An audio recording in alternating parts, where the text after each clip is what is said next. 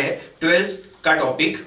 ठीक है, अभी तक अपनों ने 11th में क्या क्या चीज पढ़ी थी, मैकेनिक्स से रिलेटेड अपनों ने इन्फॉर्मेशन पढ़ी थी कि क्या होता है, जैसे किसी पर्टिकुलर ऑब्जेक्ट के ऊपर अगर फोर्स को अप्लाई करते हैं तो उसके अंदर क्या क्या इफेक्ट आते हैं, वेलोसिटी क्या होती है, एक्सेलरेशन क्या होती है। तो आज हम वो चीज हम पहले से ही पढ़ चुके हैं। अब हम स्टार्ट करने वाले हैं 12th का टॉपिक। ये जो 12th का टॉपिक है ये पूरी तरीके से डिफरेंट है 11th के टॉपिक से।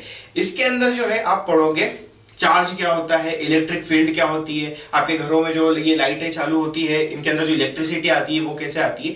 यानी कि ये जो 12th वाला चैप्टर है ये पूरा इलेक्ट्रोडायनेमिक्स बोल सकते हैं, इलेक्ट्रोस्टैटिक बोल सकते हैं, ये सारी जो चीजें अपन इसके अंदर पढ़ेंगे। अब जब भी अपन इलेक्ट्रिसिटी की बात करते हैं तो यहाँ पर एक चीज निकल के आती है, चार्ज। ठीक है, अब ये जो चार्ज रहता है इसी की वजह से इलेक्ट्रिसिटी प्रोड्यूस होती है और साथ ही साथ में इसके साथ क्या होता है, मैग्नेटिज्म भी प्रोवाइड होता है। ठीक है, तो अपन जो स्टडी करते हैं वो मैग्नेटिज्म और इलेक्ट्रिसिटी दोनों की मर्जअप करके अपन स्टडी करते हैं। ठीक है, अगर चार्ज आपका रेस्ट में है तो उसकी इलेक्ट्रिक फील्ड हो सकती है, चार्ज अगर मोशन में है तो वो आपको इलेक्ट्रिसिटी भी दे सकता है और आपको मैग्नेटिज्म भी देगा। ठीक है, चलिए, तो यहाँ जो अपना ये टॉपिक है, ये पूरा 12th का जो पोर्शन है ये पूरी तरीके से अपने आप में एक वैल्यू रखता है। ठीक है, 12th में आपको दो पोर्शन पढ़ने होंगे। पहला जो पोर्शन रहेगा वो इलेक्ट्रिकल चार्जेस से रिलेटेड रहेगा, पूरा इलेक्ट्रोस्टैटिक से अवेयर रहेगा और इलेक्ट्रोडायनामिक्स से रिलेटेड रहेगा। और जो सेकंड रहेगा उसके अंदर आप ऑप्टिक्स की बात करोगे, आपके जो मिरर्स रहते हैं उससे रिलेटेड इंफॉर्मेशन आपको दी जाएगी। ठीक है, तो चलिए हम अपना टॉपिक स्टार्ट करते हैं 12th का पहला चैप्टर जिसका नाम है इलेक्ट्रिक फील्ड और चार्ज। ठीक है, चार्ज क्या होता है और इलेक्ट्रिक फील्ड क्या होती है, हम इसके बारे में डिस्कशन करेंगे। क्लियर है? चलिए, सबसे पहले अपन थोड़ा सा गो थ्रू हो जाते हैं कि अपने को क्या क्या स्टडी करना पड़ेगा। ठीक है, वॉल्यूम 1 से रिलेटेड। चलिए, अपना जो 12th की स्टडी रहती है वो आती है इलेक्ट्रोमैग्नेटिज्म के अंदर। ठीक है, अभी जैसा मैंने आपको डिस्कस किया है कि यहाँ पर अपने को इलेक्ट्रिसिटी और मैग्नेटिज्म दोनों का इफेक्ट साथ में देखना पड़ता है, इसलिए इस चीज को क्या नाम दिया गया है, इलेक्ट्रोमैग्नेटिज्म। इलेक्ट्रो का मतलब इलेक्ट्रिकल वाला पोर्शन आता है और मैग्नेटिज्म का मतलब उससे रिलेटेड जो मैग्नेटिक प्रॉपर्टी रहती है वो इंक्लूड होती है।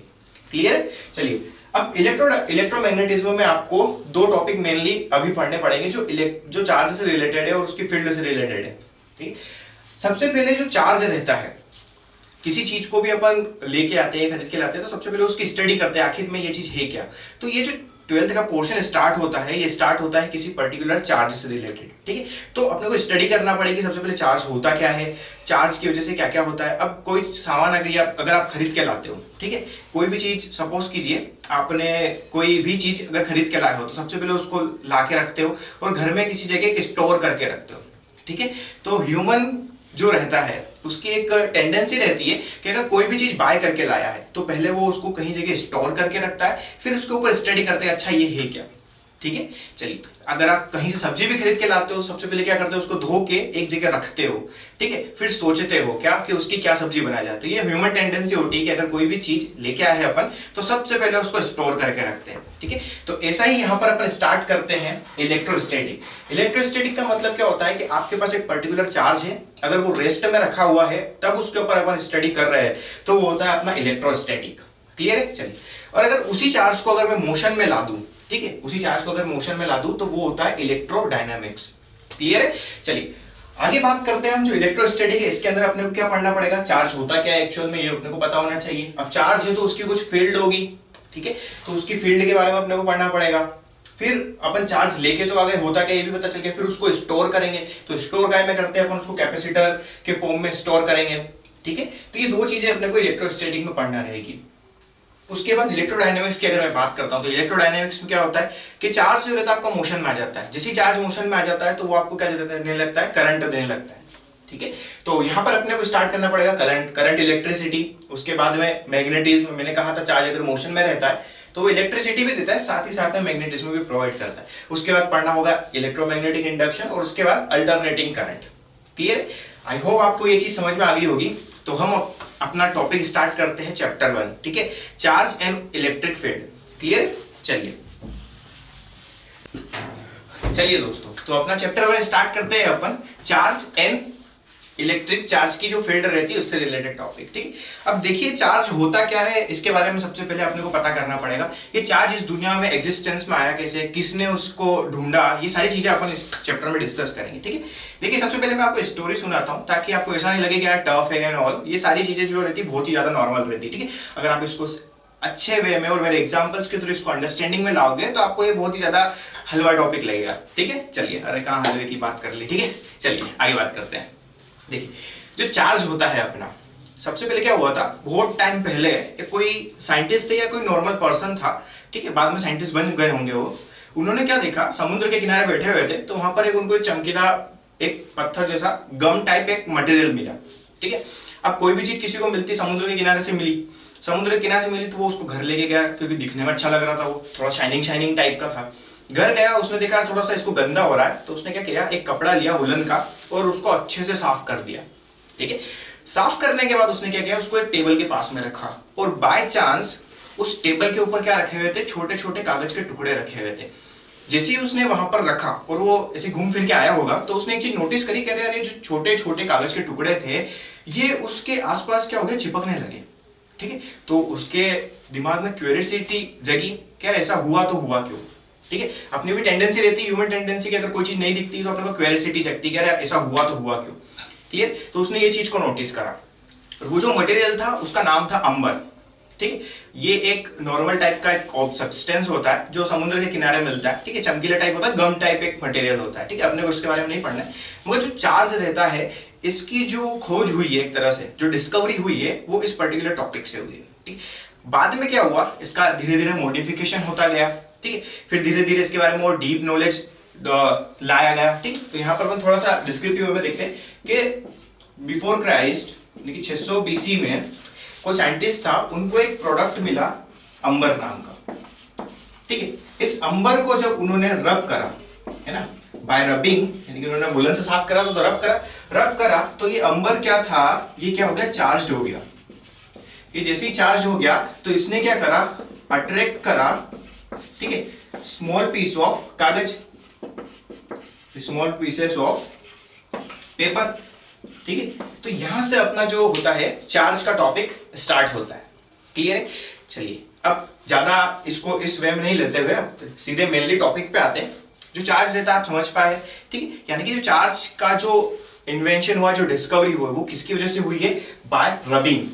ठीक है, यानी कि फ्रिक्शन की वजह से सबसे पहले जो चार्ज है वो इस दुनिया के एग्जिस्टेंस में आया।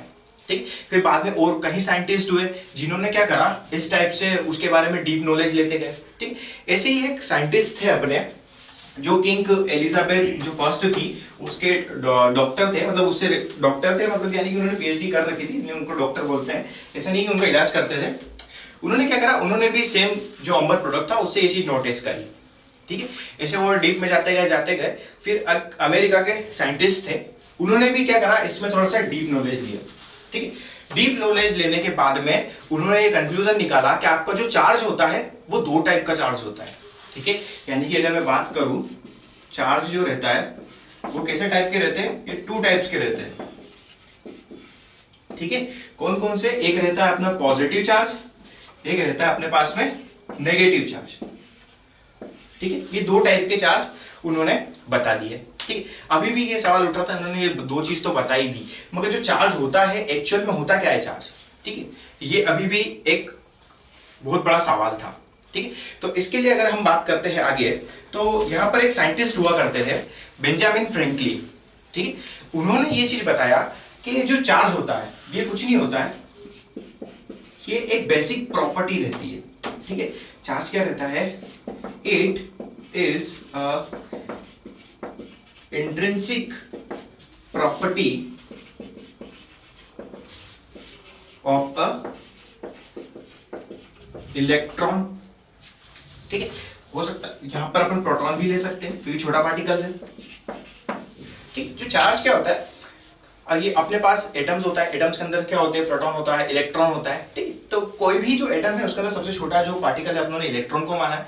तो इलेक्ट्रॉन के ऊपर इलेक्ट्रॉन की एक प्रॉपर्टी होती है। ठीक है, यानी कि वो उसके साथ में कुछ ना कुछ एक चीज मतलब कोई चीज उसके अंदर एक रखी हुई रहती है, उसकी एक प्रॉपर्टी रहती है। ठीक है, तो उसी प्रॉपर्टी को क्या नाम दिया उन्होंने, चार्ज। क्लियर, अब ऐसे ही अपना जो मास रहता है वो क्या होता है, छोटे छोटे पार्टिकल से मिलकर बना होता है। यानी कि जो मास है वो उसके अंदर जो छोटे छोटे पार्टिकल्स है वो उसके इंट्रिंसिक प्रॉपर्टी, यानी कि छोटे पार्टिकल होंगे तभी वो बनेगा। तो ऐसा ही इलेक्ट्रॉन के अंदर है, अगर उसके अंदर चार्ज होगा तभी उसी को क्या नाम देंगे अपन, इलेक्ट्रॉन। ठीक है। और प्रोटॉन के अंदर भी सेम केस है, अगर उसके अंदर चार्ज होगा तो उसको क्या कहेंगे अपन, प्रोटॉन कहेंगे। ये चीज समझ में आ गई। अब जो इलेक्ट्रॉन रहता है, इलेक्ट्रॉन के ऊपर जो चार्ज रहता है वो कितना रहता है, 1.6 इंटू 10⁻⁻⁹ कूलम। ठीक है, ये चीज आपको समझ में आ गई होगी कि चार्ज होता क्या है। क्लियर है। अब बेंजामिन फ्रैंकलिन जो अपने साइंटिस्ट थे, उन्होंने और भी चीज बताई थी। क्या बताई थी, ये तो उन्होंने डेफिनेशन दे दी कि ये इंटेंसिंग प्रॉपर्टी होती है कि इलेक्ट्रॉन या फिर प्रोटॉन की। ठीक है, चलिए अब इन्होंने एक और चीज क्या बताई थी कि चार्ज अपने दो टाइप्स के होते हैं। अगर मैंने दो चार्ज लिए पॉजिटिव और पॉजिटिव, तो एक दूसरे को क्या करेंगे, ये रिपेल करेंगे। ठीक है, अगर मैं बात करूं कि मेरे पास में एक पॉजिटिव, दो नेगेटिव चार्ज है, तो ये भी एक दूसरे को क्या करेंगे, रिपेल करेंगे। क्लियर है। अगर ये चार्ज है एक नेगेटिव और एक पॉजिटिव है, तो ये दोनों एक दूसरे को क्या करेंगे, अट्रैक्ट करेंगे। क्लियर है।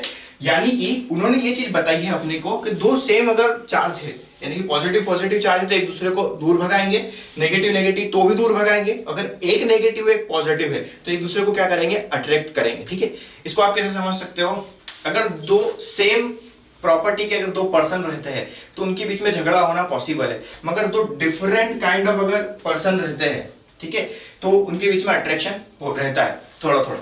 ठीक है, क्लियर है। आई होप आपको ये चीज समझ में आ गई होगी, आप इसको नोट डाउन कर लीजिए।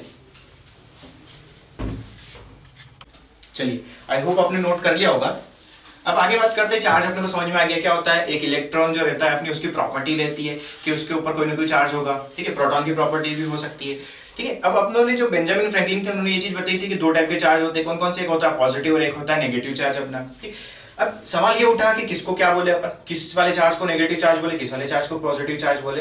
तो एक म्यूचुअल अंडरस्टैंडिंग के लिए उन्होंने कॉन्सेप्ट दे दिया। ठीक, मैं ये नहीं बोल रहा हूँ कि वो कॉन्सेप्ट सही है, उन्होंने दिया है इसलिए अपन उनको मान रहे हैं। ठीक, कोई बड़ी हस्ती रहती है तो उन्होंने जो कह दिया अपन उनको पत्थर की लकीर मान सकते हैं। ठीक है, क्योंकि उसके पास डॉक्टरेट की डिग्री थी इसलिए अपने को मानना स्वाभाविक था। ठीक है, फॉर एग्जाम्पल आइंस्टीन ने आपको बोल दिया था E=mc², आज तक पूरी दुनिया मान रही। क्यों, क्योंकि उसके पास पावर थी यानी उसके पास डिग्री थी। क्लियर। चलिए ये बात नहीं करते, आगे बात करते हैं। अब जो बेंजामिन फ्रैंकलिन थे उन्होंने क्या कहा कि जब ग्लास का, अगर एक ग्लास रोड लो, उसको रब करो। कैसे रब करो, अच्छे से सिल्क का जो कपड़ा होता है उससे अच्छी तरीके से रब कर दो, उसको पूरी तरह अच्छा खींच दो, उसको चमका दो। ठीक है, चमकाने के बाद में क्या करना चाहिए, वो जो आपके पास जो ग्लास रोड थी उसके ऊपर से जब कपड़ा हटा के रब करने के बाद, तो वो उसके ऊपर जो चार्ज इकट्ठा हो गया होगा वो कौन सा चार्ज रहेगा, पॉजिटिव चार्ज। ठीक है, यानी कि when glass rod rubbed with silk glass rod gate positive charge. ठीक है, यानी कि ग्लास रोड कैसे चार्ज आ जाता है, पॉजिटिव। अब नेगेटिव चार्ज क्या होता है, ऐसी ग्लास रोड थी, ऐसी क्या ले, प्लास्टिक की रोड ले, उसको काय से अब खींचना है अपने को, काय से साफ करना है, वुल से, है ना, यानी कि वुलन से, यानी कि ऊन से साफ करना है। प्लास्टिक का रोड दिया, उसको ऊन से अच्छी तरीके से साफ करके उसको अच्छा चकमक कर दिया, अच्छी तरीके से उसको रब कर दिया, यानी कि अच्छी तरीके से रब करने के बाद में जब प्लास्टिक की रोड को लिया गया तो उसके ऊपर पता चला कौन सा चार्ज है, नेगेटिव चार्ज है। क्लियर है, यानी कि आपको पॉजिटिव और नेगेटिव चार्ज को समझ में आ गया होगा, तो ये आप यहाँ से नोट डाउन कर सकते हैं। ठीक है, चलिए आप इसको नोट डाउन कर लीजिए।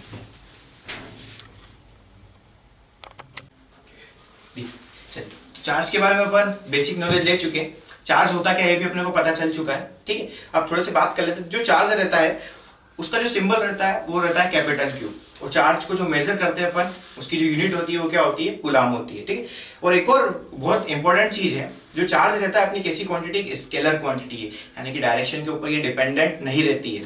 ठीक है, चार्ज को यहाँ रखूंगा तो उसकी जो प्रॉपर्टी रहेगी वही रहेगी, इस डायरेक्शन में रहूंगा तो जो वहां रखने को प्रॉपर्टी थी वही प्रॉपर्टी यहाँ रहेगी, यानी कि डायरेक्शन से क्या है, इंडिपेंडेंट है। ठीक है, आई होप को समझ में आ गया होगा। अब अपनों ने अभी तक क्या बात करी थी कि अपन सब्जी खरीद के लाए और सब्जी के बारे में स्टडी करी कि हाँ ये इसको बैंगन बोलते हैं, इसको भिंडी बोलते हैं, इसको ये बोलते हैं।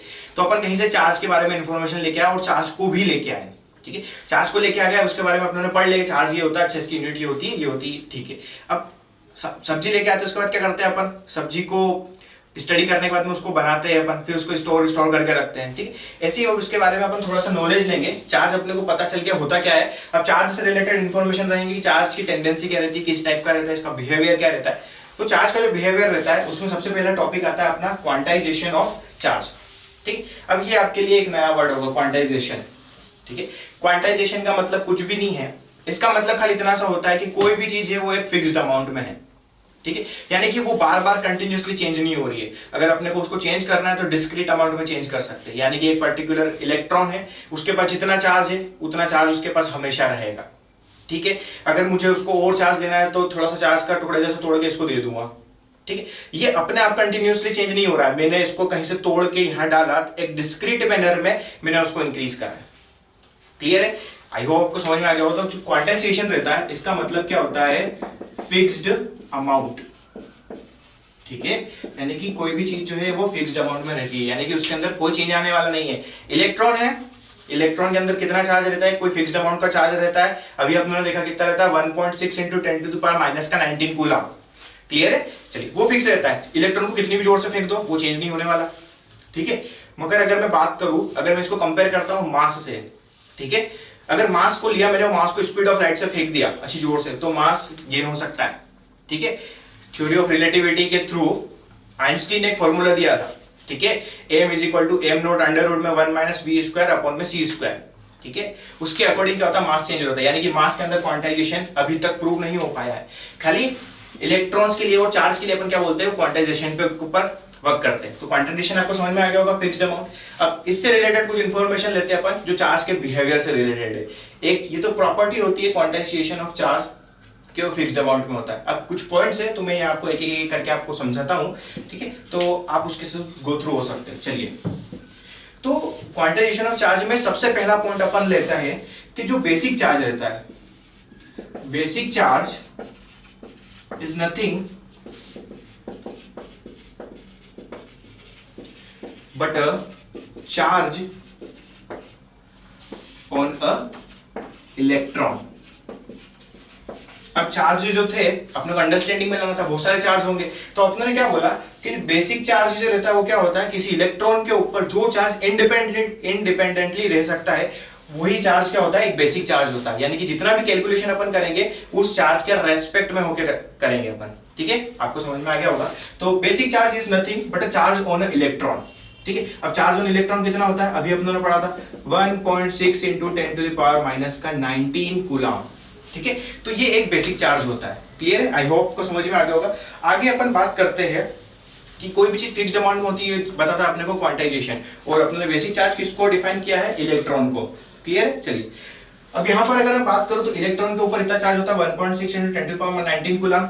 अब अपन जो चार्ज रहता है उसको रिप्रेजेंट करते हैं अभी ई से, यानी इलेक्ट्रॉन की बात कर रहा हूं तो मैं उसको ई नेगेटिव से रिप्रेजेंट करूंगा। अगर मैं बात कर रहा हूं प्रोटॉन की से रिलेटेड तो मैं उसको ई से डिनोट करूंगा। ठीक है, अब ऐसी ही एक और चीज होती है अल्फा पार्टिकल्स। ठीक, अल्फा पार्टिकल जो रहते हैं ये कुछ भी नहीं रहते हैं, दो प्रोटॉन या फिर दो इलेक्ट्रॉन से मिलकर क्या बन जाएगा अपना अल्फा पार्टिकल। मगर अल्फा पार्टिकल को हमेशा पॉजिटिव वे में लेते हैं अपन। ठीक है, इसलिए अपन क्या बोलेंगे कि अगर दो प्रोटॉन्स है, ठीक है, दो प्रोटॉन्स है तो उसको क्या कहेंगे अपन, वो दो प्रोटॉन्स के मर्जअप कर दिया आपने, जितना चार्ज कंटेन करता हो दो एक पार्टिकल जो बना है उसको क्या बोलेंगे अपन, अल्फा पार्टिकल बोलेंगे। क्लियर है? चलिए, ये है आपको समझ में आ गया होगा कि इलेक्ट्रॉन के ऊपर नेगेटिव साइन को रिप्रेजेंट करते हैं क्योंकि उसका जो चार्ज रहता है अपन नेगेटिव कंसीडर करके चलते हैं। पॉजिटिव के ऊपर पॉजिटिव का साइन है अपना, क्यों, क्योंकि इसके चार्ज को अपन पॉजिटिव चार्ज कंसीडर करके चलते हैं। यानी कि इलेक्ट्रॉन के ऊपर जो चार्ज होता है वो नेगेटिव चार्ज रहता है 1.6 × 10⁻⁻⁹ कूलम, और प्रोटॉन के ऊपर पॉजिटिव चार्ज रहता है। और अल्फा पार्टिकल्स जो रहते हैं ये भी किससे मिलकर बने होते हैं, प्रोटॉन से मिलकर बने होते हैं, यानी कि उनके ऊपर भी क्या रहेगा, पॉजिटिव चार्ज रहेगा। ठीक है, तो आपको क्वांटाइजेशन समझ में आया एक्चुअल में होता क्या है। अब इससे रिलेटेड और भी इंफॉर्मेशन है वो अपन पढ़ते हैं। ठीक है, अब क्वांटाइजेशन ये चीज आपने देख ली होगी। ठीक है, ये चीज देख ली। चलिए आगे हम बात करते हैं, इसको मैं रफ कर देता हूं। चलिए, तो आपको क्वांटाइजेशन समझ में आ गया। क्वांटाइजेशन का ही एक सेकंड पॉइंट है अपना क्या कि अगर किसी बॉडी के ऊपर चार्ज है तो वो किस टाइप से रह सकता है। ठीक, तो अभी हम उसके बारे में बात करते हैं। The total charge of a body, the total charge of a body is a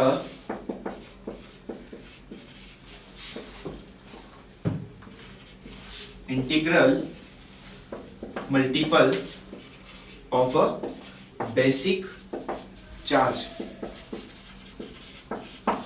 ठीक है, अब अपने को ये कैसे पता चलेगा कि कोई बॉडी है उसके ऊपर जो चार्ज है वो कैसा चार्ज है।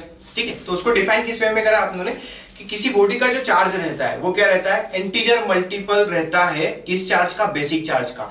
बेसिक चार्ज किसको माना आपने, चार्ज ऑफ इलेक्ट्रॉन को। यानी कि किसी भी बॉडी के चार्ज को अगर कैलकुलेट करना है तो उसको अपन कंपेयर करते हैं किससे, चार्ज ऑफ इलेक्ट्रॉन से। यानी कि चार्ज ऑफ इलेक्ट्रॉन कुछ दे रखा है किसी बॉडी के अंदर, सपोज कीजिए कुछ चार्ज है, तो अपन उसको कंपेयर करते हैं इससे, इसका 2 टाइम्स है इसका, 3 टाइम्स है इसका, 4 टाइम्स है इसका, 5 टाइम्स है। ठीक है, यानी कि ये जो रहता है किस फॉर्म में रहता है, एक इंटीजर मल्टीपल्स की टर्म्स में रहता है। ठीक है, यानी कि अगर मैं बात करूं 1 इलेक्ट्रॉन, 2 इलेक्ट्रॉन, 3 इलेक्ट्रॉन, 4 इलेक्ट्रॉन, इसका मतलब क्या होता है, किसी बॉडी के ऊपर अगर मैंने 1 इलेक्ट्रॉन दिया तो उसके ऊपर 1 इलेक्ट्रॉन का चार्ज रहेगा। किसी बॉडी के पास अगर 2 इलेक्ट्रॉन है तो उसके ऊपर 2 इंटू इलेक्ट्रॉन का जो चार्ज रहेगा उतना चार्ज रहेगा। किसी बॉडी को अगर मैंने 3 इलेक्ट्रॉन दे दिए तो उसके ऊपर चार्ज रहेगा कितना रहेगा, 3 इंटू चार्ज ऑफ 1 इलेक्ट्रॉन। 4 दे दिए, ऐसे ये कहां तक चलता रहता है, n नंबर ऑफ चलता रहता है। जितने इलेक्ट्रॉन्स देते रहोगे, जितने 5 इलेक्ट्रॉन दिए, 5 इलेक्ट्रॉन का मल्टीप्लाई कर दो 1 इलेक्ट्रॉन के चार्ज से, यही बताता है अपना क्वांटाइजेशन। क्लियर है? चलिए इसको चार्ज को रिप्रेजेंट कैसे करते हैं अपन, Q से। Q इज इक्वल टू क्या निकल गया अपने पास में, प्लस माइनस का Ne। ठीक है, जहां पर Q क्या है अपना चार्ज, N क्या है, कोई भी इंटीजर बोल सकते हैं इसको, यानी न्यूमेरिकल वैल्यू, और E क्या है अपना चार्ज ऑन इलेक्ट्रॉन, यानी कि ये अपना क्या है, एक बेसिक चार्ज है। ठीक है, आप इसको नोट करिए। चलिए दोस्तों, तो क्वांटाइजेशन अपने देख लिया कि क्वांटाइजेशन क्या होता है। कोई भी चार्ज जो रहता है वो फिक्स्ड अमाउंट में रहता है, और चार्ज को डेफिनेशन कैसे दी अपने ने कि किसी इलेक्ट्रॉन के ऊपर जितना चार्ज इंडिपेंडेंटली रह सकता है वही अपन क्या बोलेंगे, वही चार्ज अपना कंपेयर करने के लिए अपन यूज करेंगे। ठीक है, फिर अपनों ने क्या देखा, किसी बॉडी के ऊपर जो चार्ज रहता है, ठीक है, वो बॉडी के ऊपर जो चार्ज रहता है वो का इंटीजर मल्टीपल रहता है किसका, बेसिक चार्ज का। बेसिक चार्ज किसको नाम दिया अपने, इलेक्ट्रॉन्स को। ठीक है, अब हमारे पास एक क्वेश्चन दिया रखा है कि अगर चार्ज ऑन इलेक्ट्रॉन कितना रहता है, 1.6 × 10⁻⁻⁹ कूलम। ठीक है, अब अपने को ये देखना है कि जो 1 कूलम चार्ज रहता है, कौन सा 1 कूलम जो चार्ज रहता है उसके अंदर कितने नंबर ऑफ इलेक्ट्रॉन्स रहते हैं अपने को फाइंड आउट करना है। ठीक है, तो अभी अपने चार्जेस रिलेटेड एक फॉर्मूला देखा था, क्या कि किसी बॉडी के ऊपर अगर चार्ज को पता करना हो अपने को तो अपन कौन सा फॉर्मूला यूज करते हैं, Q is equal two plus minus का Ne, यानी कि एक क्वांटाइजेशन से फॉर्मूला निकला है अपना। ठीक, तो Q इज इक्वल टू क्या होता है, प्लस माइनस का Ne। अब चार्ज जो है अपने को दे रखा है कितना, 1 कूलम। ठीक है, और इसका फॉर्मूला क्या होता है, Ne, N क्या है, नंबर ऑफ इलेक्ट्रॉन्स, और E क्या है अपना basic charge on electrons. Q की जगह अपने क्या रखा, 1 कूलम, इस E को अपन में लेके आ गया हमें, प्लस माइनस Ne 1 कूलम अपन में चार्ज ऑन 1 इलेक्ट्रॉन कितना रहता है, 1.6 × 10⁻⁻19 कूलम। इसको जब मैंने सोल्व किया तो मेरे पास कितना नंबर निकल गया, 6.25 × 10⁻18, यानी कि इतने नंबर ऑफ इलेक्ट्रॉन्स अगर मैंने किसी बॉडी को दिया तब उसको बोल सकते हैं कि वो 1 कूलम चार्ज उस बॉडी के पास है। ठीक है, ये चीज आप नोट कर लीजिए, आई होप आपको ये समझ में आ गया होगा। चलिए, आप दोनों स्टडी कर चुके हैं कि चार्ज क्या होता है, क्वांटाइजेशन आप दोनों ने पढ़ लिया। अब उसकी सेकंड प्रॉपर्टी आती है अपने पास में, क्या, कंजर्वेशन ऑफ चार्ज। ठीक है, चलिए कंजर्वेशन ऑफ चार्ज क्या बोलता है अपने को, इसके अंदर पहले पॉइंट की अगर मैं बात करता हूं तो ये बोलता है अपने को कि charge can neither be created nor be destroyed, only can transferred। ठीक है, ये बेसिक डेफिनेशन है जो आप सबको मुंह पे रटी हुई होगी। ठीक है, यानी कि चार्ज जो रहता है कि neither be created nor be destroyed, only can transfer। Charge को नहीं बनाया जा सकता है, ना ही उसको बिगाड़ा जा सकता है, खाली एक बॉडी से निकाल के दूसरी बॉडी में अपन भेज सकते हैं। ठीक है, चलिए ये चीज आपको समझ में आ गई होगी। सेकंड पॉइंट की अगर मैं बात करूं तो सेकंड पॉइंट क्या बोलता है अपना कि जो टोटल चार्ज रहता है, ठीक है, total charge on isolated system remains constant. ठीक है, यानी कि किसी बॉडी को अगर मैं आइसोलेट कर दूं तो उसके अंदर जितना चार्ज है वो चार्ज हमेशा उसके पास उतना ही रहेगा। ठीक है, यानी कि सेकंड पॉइंट अपन लिख सकते हैं, total charge of a isolated system remains constant. ठीक है, अब आप ये लाइन थोड़ी सी आपको गड़बड़ लग रही होगी, यार ये क्या कुछ भी बता दिया कि टोटल चार्ज जो रहता है आइसोलेटेड सिस्टम का रिमेन्स कांस्टेंट रहता है। अभी कोरोना चल रहा है, ठीक है, तो कोरोना में आइसोलेट का मतलब तो आपको पता ही होगा। आइसोलेट का मतलब क्या होता है, किसी आदमी को उठा के बंद कमरे में पैक कर देना, उसको बाहर नहीं निकलने देना। ठीक है, सेम केस यहाँ पे होता है, यानी कि कोई भी 2 बॉडी लो, उनको थोड़ा सा चार्ज दो, उनको एक डब्बी के अंदर बंद करके रख दो जिंदगी भर के लिए। ठीक है, वो उसका जिंदगी भर का आइसोलेशन हो जाएगा। ठीक है, चलिए, तो अपने को ऐसा नहीं करना है, आदमी मर जाएगा अगर आइसोलेशन में ज्यादा देना था तो। ठीक है, ये चीज समझ में आ गई। चार्ज को रहता है नहीं बनाया जा सकता, नहीं बिगाड़ा जा सकता, खाली ट्रांसफर कर सकते हैं। और टोटल चार्ज जो रहता है आइसोलेटेड सिस्टम का हमेशा कैसा रहता है, कांस्टेंट रहता है। एग्जांपल के थ्रू अपन समझते हैं, ठीक है। चलिए देखिए मैंने यहाँ पर क्या बनाया, एक बॉक्स बना दिया, ठीक है। आइसोलेशन करने के लिए इस बॉक्स के अंदर मुझे क्या करना पड़ेगा, दो बॉडी डालनी पड़ेगी, तो मैंने दो बॉडी चार्ज करके डाल दी, ठीक है। एक बॉडी को मैंने कोई चार्ज नहीं दिया, दूसरी बॉडी के पास मैंने चार्ज दिया प्लस का 3 कूलम। कितना चार्ज दिया है, प्लस का 3 कूलम चार्ज दे दिया है, ठीक है। अब ये इसको बंद करके मैंने रख रखा है, ये वाला जो डब्बा है ये सेम डब्बा है। अभी जो बंद डब्बा था मैंने इसको आइसोलेट कर दिया, चारों तरफ से कवर कर दिया, मतलब इस टाइप से कवर करा कि चार्ज इसके अंदर से बाहर निकल ही नहीं सकता। अभी डब्बा मैंने पकड़ा और हाथ में से जोर से अच्छा शेक कर दिया उसको। शेक करने से क्या हुआ, मैंने एक चीज नोटिस करी कि जो मेरा पहला वाला डब्बा था इसके ऊपर जो चार्ज आया वो कितना आ गया, यहाँ पर आ गया कुछ माइनस का 1 कूलम चार्ज आ गया इस वाले बॉडी के ऊपर, ठीक है। तो अपने को ये पता करना है कि ये सेकंड वाले ब्लॉक के ऊपर कितना चार्ज होगा, तो ये अपन पता कर सकते हैं। कैसे पता कर सकते हैं, अभी अपने ने देखा कि अगर आइसोलेटेड है कोई चार्ज तो वो हमेशा कैसा रहेगा, कांस्टेंट रहेगा। जब डब्बे के अंदर अपने चार्ज डाला था तो टोटल चार्ज इसके पास कितना था, टोटल चार्ज था इसके पास कितना, प्लस का 3 कूलम, ठीक है। ये डब्बे को नहीं अपने ने खोला है, नहीं बंद करा है, यानी कि यहाँ पर नहीं कोई बाहर से चार्ज आया होगा, नहीं यहाँ से कोई बाहर गया होगा, यानी कि इन दोनों ने आपस में ही चार्ज को ट्रांसफर कर लिया होगा, ठीक। तो यहाँ अगर मैं बात करूं टोटल चार्ज कितना है, यहाँ पर टोटल चार्ज कितना होना चाहिए, प्लस का 3 कूलम होना चाहिए टोटल चार्ज, ठीक है। दिख रहा है आपको ये, आई थिंक नहीं दिख रहा होगा, मैं ऊपर लिख देता हूँ। चलिए बॉक्स तो दिख रहा होगा आपको,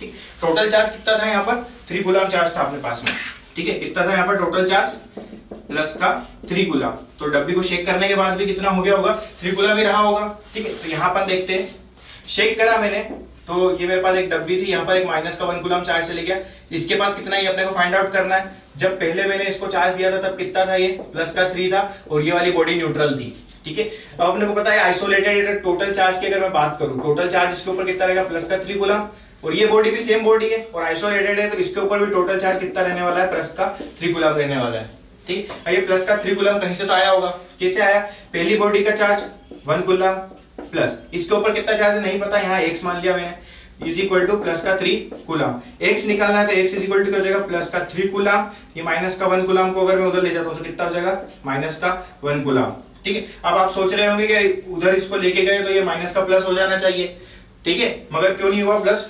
चलो यहाँ पर कितना, अगर मैं बात करूँ तो यहाँ पर कितना हो जाएगा, 2 coulomb, x is equal to कितना निकल के आया, 2 कूलम चार्ज निकल के आया। तो यहाँ मैं लिख सकता हूँ कितना, 2 कूलम चार्ज, ठीक है। अब ये सही है ना कि इसके बारे में डिस्कशन अपने को करना है, तो इसके बारे में डिस्कशन अगर मैं करना चाहूँ, टोटल चार्ज की अगर मैं बात करता हूँ तो यहाँ पर कितना था, प्लस का 3 था और ये न्यूट्रल था, ठीक है। अगर इस रेस्पेक्ट में अगर मैं बात करता हूँ माइनस का 1 कूलम और 2 कूलम, ठीक है।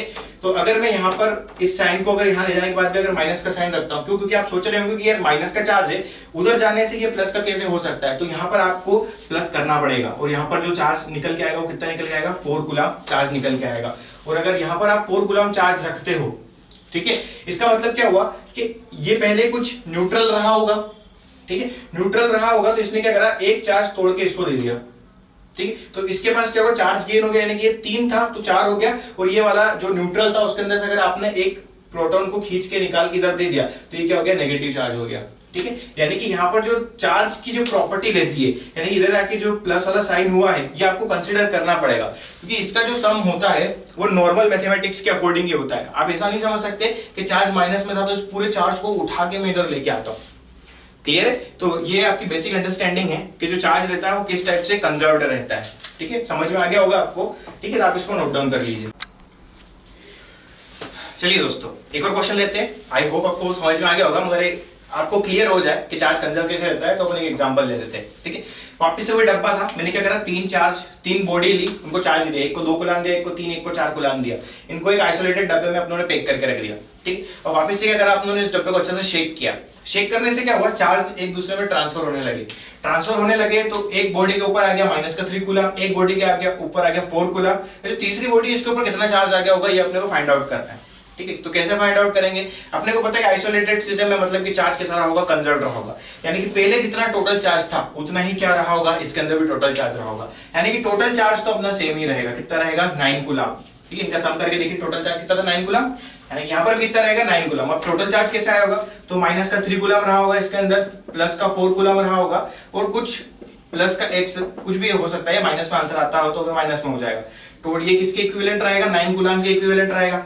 इसको अगर मैं सॉल्व करता हूं तो x इज इक्वल टू मेरे पास में कितना जाएगा 9 कूलम, इसको अगर उधर ले जाएगा तो प्लस का 3 कूलम और माइनस का 4 कूलम। इसको जब आप सॉल्व करोगे तो 9 में से 3 गया तो कितना हो जाएगा, ये 6 कूलम माइनस का 4 कूलम, और x इज इक्वल टू मेरे पास कितना निकल के आ जाएगा 2 कूलम। यानी कि जो x है, ये जो x था ये कितना निकल के अपने पास में 2 कूलम। अब ये सही है नहीं, इसको चेक कर लो, ठीक है। इसको चेक कैसे करोगे, टोटल चार्ज कितना हो गया 4 कूलम तो इसके ऊपर है, 2 कूलम इसके ऊपर है, माइनस का 3 कूलम इसके ऊपर, टोटल कितना हो रहा है, ये 9 कूलम चार्ज आ रहा है। यानी कि ये अपना आंसर एक रेस्पेक्टिव वे में सही आंसर है, ठीक है। आई होप आपको ये चीज समझ में आ गया होगा, क्लियर है। सॉरी रुकिए, एक चीज गड़बड़ करी आपने, देखी है नहीं देखी, क्या चीज है, अगर मैं इसको लेता हूं यहाँ पर प्लस होता है 9 और 9 और 3 कितने होते हैं, 6 होते हैं, कितने होते हैं 12, ठीक है। और 12 में से 4 गया तो कितना आ जाएगा, कितना आएगा 8 आएगा, यहां पर कितना आ जाएगा 8 कूलम, क्लियर है। चलिए तो अब यहां अगर मैं बात करूं तो यहां पर जो x की वैल्यू आएगी कितनी आ जाएगी अपने पास में 8 कूलम, ठीक है। पहले आपका आंसर सही कैसे आ गया था, ठीक है। आगे बात करते हैं अपन, अब जो टोटल चार्ज रहेगा वो 9 कूलम कैसे हुआ, ये देखिए, ये माइनस का 3 था, ठीक है, ये प्लस का 4 था और ये कितना है 8 कूलम है। इतनी चीज क्लियर है, ठीक है।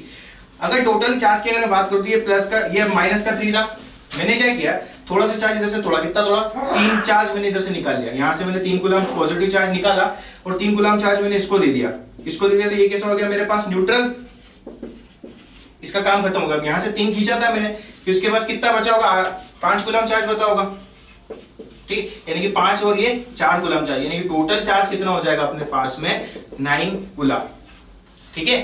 हर बार जो टीचर बड़ा है वो सही नहीं होता है, इसलिए आपको ध्यान रखना होगा, क्लियर है।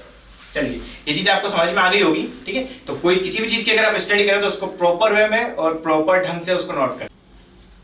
अभी तक अपनों ने देखा कि चार्ज किस टाइप से कंजर्व रहता है और चार्ज जो रहता है क्वांटाइजेशन ऑफ चार्ज अपनों ने देखा। अब बात अपन करेंगे काय की मेथड ऑफ चार्जिंग, यानी कि किसी बॉडी को अगर अपने को चार्ज करना है तो उसको किस टाइप से चार्ज कर सकते हैं, ये अपना टॉपिक है, ठीक है। चलिए तो method of charging mainly 3 types की होती है। सबसे पहले अपन बात करते हैं कंडक्शन, ठीक है। देखो कंडक्शन क्या होता है, कुछ नहीं होता है, एक मेथड है कि किसी बॉडी को चार्ज किस टाइप से अपन कर सकते हैं, ठीक। कंडक्शन में क्या होता है कि सपोज कीजिए मेरे पास एक बॉडी थी, उसको मैंने बहुत सारा पॉजिटिव चार्ज दे रखा था, क्या दे रखा था, बहुत सारा पॉजिटिव चार्ज दे रखा था। एक मैं दूसरी बॉडी लेके आया जो पूरी तरीके से क्या थी, न्यूट्रल थी, कैसी थी, न्यूट्रल थी। मैंने इन दोनों को क्या कराया, कांटेक्ट करवाया, यानी कि इन दोनों को मैंने टच करवाया। जैसे ही मैंने टच करवाया तो ये बॉडी कुछ ऐसी हो गई होगी, ठीक है। तो यहां से क्या होता है, जो पॉजिटिव चार्ज है ये इसके ऊपर जाने लग जाता है, ठीक है। यानी कि ये दोनों चार्ज आपस में क्या करने लग जाते हैं एक दूसरे को। जैसे कि सपोज कीजिए तेरे पास, मेरे पास अगर 100 रुपए थे, मेरा एक दोस्त आया वो पूरी तरीके से खाली था, तो मैंने क्या करा, एक काम कर 50 तू ले ले, 50 मेरे पास, अब दोनों फुलफिल हो गए, उसके पास ही 50 रुपए, मेरे पास ही 50 रुपए, ठीक है। आप ऐसा तो नहीं करोगे आई थिंक, ठीक है। कंडक्शन समझ में आएगा कि यानी बाय कांटेक्ट चार्ज को ट्रांसफर करना, ये मेथड ऑफ चार्जिंग हो जाएगी। यानी कि न्यूट्रल बॉडी को भी मैंने चार्ज कर दिया, कैसे कि मेरे पास ऑलरेडी कुछ चार्ज प्रेजेंट था तो मैंने इसको दे दिया। अब देखिए चार्ज ट्रांसफर होता कैसे, इस बॉडी के पास था टोटल क्यू अमाउंट का चार्ज, तो ये क्या पूरा दे देगी, नहीं, ये कब तक चार्ज देती है, जब तक कि दोनों के पास चार्ज बराबर ना हो जाए। यानी कि दोनों ने एक दूसरे के साथ में चार्ज को एक्सचेंज किया, और कब तक एक्सचेंज किया, जब तक पहली बॉडी के पास Q/2 चार्ज बच ना गया हो और दूसरी बॉडी के पास Q/2 चार्ज आ ना गया हो, ठीक है। यानी कि ये दोनों चार्ज तब तक ट्रांसफर होते रहेंगे जब तक दोनों बॉडी के ऊपर सेम चार्ज ना हो जाए। ये चीज क्लियर हो गई आपको। चलिए ये पहली मेथड थी चार्जिंग की, कंडक्शन, ठीक है। अब दूसरी की बात करते हैं अपन। दूसरा जो पॉइंट रहता है अपना वो रहता है इंडक्शन। अपने नोट कर लिया, इसको रफ कर रहा हूं मैं, ठीक है। चलिए दूसरी जो रहता है अपना क्या रहता है, इंडक्शन। इंडक्शन आपने देखा ही होगा घरों में जो रहता है नॉर्मल, सेम वो उसका नाम ही इसके बेसिस के ऊपर रखा गया। यानी कि आप स्विच ऑन करते हो तो कुछ समय के लिए उसके अंदर जो चार्ज रहते हैं वो इस टाइप से सर्कुलेट होने लग जाते हैं कि वो आपका जो पतीला है जो भी रहता है जिसके अंदर दूध गर्म करते हो वो उसके अंदर चार्ज को प्रोवाइड करता है, जिससे इसके अंदर हीट डेवलप होती है और इस हीट के जैसे आपका दूध और गर्म होता है, ठीक है। तो अपन वो नहीं पढ़ेंगे अभी। इंडक्शन होता क्या है उसके बारे में डिस्कशन अगर मैं करना चाहूँ तो मेरे पास में क्या था, एक कंडक्टर था, ठीक है। कंडक्टर को मैंने एक रबड़ के स्टैंड के ऊपर रख रखा था, ठीक है। कोई कंडक्टर था मेरे पास में, AB कंडक्टर। अब ये कंडक्टर एक न्यूट्रल कंडक्टर था, कैसा था? न्यूट्रल था, यानी कि इसके ऊपर जितने अमाउंट में पॉजिटिव चार्ज था उतने ही अमाउंट में कौन सा चार्ज था? नेगेटिव चार्ज था। अब मैंने क्या करा, मैंने एक रोड ली जो पूरी तरीके से पॉजिटिवली चार्ज रोड थी। ये कैसी थी? पॉजिटिवली चार्ज्ड रोड है। अब इस पॉजिटिवली चार्ज रोड को मैं इस कंडक्टर के पास में ले गया, तो मैंने एक चीज नोटिस करी कि कंडक्टर के ए वाले पोर्शन पे आ गया नेगेटिव चार्ज इकट्ठा होने लग गया, और बी वाले पोर्शन के ऊपर क्या होने लग गया? पॉजिटिव चार्ज इकट्ठा होने लग गया। क्योंकि अभी अपने बात करी थी कि जो नेगेटिव पॉजिटिव रहता है वो अट्रैक्ट होते हैं, और पॉजिटिव जो सेम काइंड के रहते हैं वो रिपेल करते हैं। यानी कि जैसे ही मैं पॉजिटिव को ले गया तो इसके पास जितने भी नेगेटिव थे इधर कलेक्ट हो गए, और उतने उधर जो पोर्शन था वो क्या हो गया? पॉजिटिव चार्ज वाला हो गया। ठीक है, अब ये जो टेम्पररी यहाँ पर जो चार्ज कलेक्ट हुए हैं, ठीक है, ये पहले तो न्यूट्रल था, मगर अब क्या हुआ? एक पोर्शन पे नेगेटिव चार्ज इकट्ठा हो गया और एक पोर्शन पे क्या हो गया? पॉजिटिव चार्ज इकट्ठा हो गया। तो ये जो टेम्पररी यहाँ पर जो चार्ज इकट्ठा हुआ है, इसी को क्या नाम दिया गया है? इंडक्शन का नाम दिया गया है। ठीक है, जैसे ही मैं इस पॉजिटिव चार्ज वाली रोड को अगर यहाँ से हटाता हूँ तो ये चार्ज क्या होगा? वापस से अपनी अपनी पोजीशन पे आ जाएगा, ये न्यूट्रल हो जाएगा। मगर जैसे मैं वापस लाता हूँ तो नेगेटिव चार्ज इधर आ जाएगा और पॉजिटिव चार्ज उधर चले जाएगा। क्लियर है? अब अगर मैं बात करूं ये पॉजिटिव चार्ज वाला जो है, इसके नियर में नेगेटिव चार्ज है, तो ये जो बॉडी है इसको बोलेंगे कि यार इसमें इंडक्शन हो गया है नेगेटिव चार्ज का। ठीक है, ये चीज आपको क्लियर हो गई होगी। ठीक है, थोड़ा सा हट जाता हूं मैं, आपको उसको नोट कर लीजिए। अपन तीसरी चीज के बारे में बात करेंगे। ठीक है,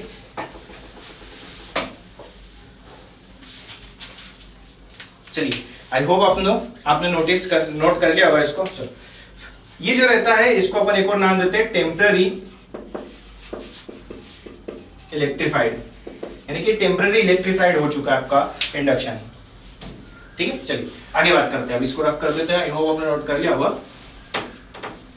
चलिए, अभी तक दो मेथड देख लिया आपने, कंडक्शन और एक हो गया अपना इंडक्शन। अब एक और आता है फ्रिक्शन। ठीक है, फ्रिक्शन क्या होता है? आपने बहुत सारे एग्जांपल्स दिए देखे होंगे। बलून लिया होगा, बलून को इसे सर पर रब करा होगा और दीवार से चिपका दिया होगा। ठीक है, इसके लिए कि उसको कपड़े से रब करा होगा और छोटे छोटे पार्टिकल्स को टच करके देखा होगा आपने। ठीक है, तो ये जो एग्जांपल्स है, यानी कि आपने उस बॉडी को चार्ज कर दिया by the help of friction. तो यही चीज होती है, इसके लिए अपन एग्जांपल लिखते हैं बाय रबिंग अ बलून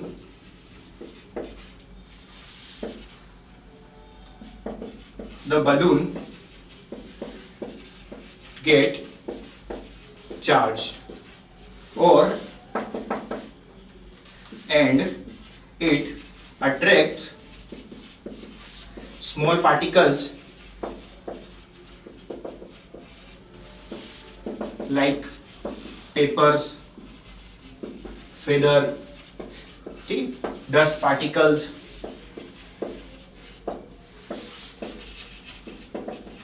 तो ये चीज आपको समझ में आ गई होगी।